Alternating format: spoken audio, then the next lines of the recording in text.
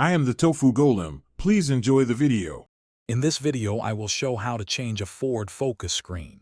First, ensure your vehicle is off and the parking brake is engaged. You'll need a few basic tools, including plastic trim removal tools and a T20 Torx screwdriver. For your safety, always disconnect the negative terminal of your car's battery before beginning any electrical work. This simple step prevents accidental shorts and protects your vehicle's electronics. Now let's remove the old screen. Begin by carefully prying off the surrounding trim panels using your plastic trim removal tools. Work slowly to avoid scratching or damaging the dashboard.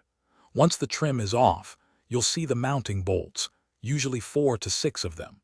Use your T20 Torx screwdriver to remove these. Finally, gently disconnect all electrical connectors from the back of the screen unit. With the old screen out, it's time to install your new one. First, carefully connect all the electrical harnesses to the back of the new screen unit. Make sure each connection is secure and fully seated. Next, position the new screen into the dashboard opening, aligning it with the mounting holes. Reinstall the 4 to 6 mounting bolts you removed earlier. Finally, snap the trim panels back into place around the screen. You're almost done. Reconnect the negative battery terminal to restore power to your vehicle.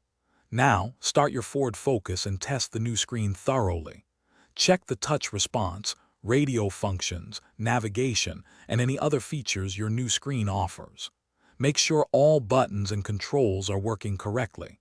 If everything looks good, you've successfully changed your forward focus screen. Thanks for watching. Consider subscribing if we helped you today.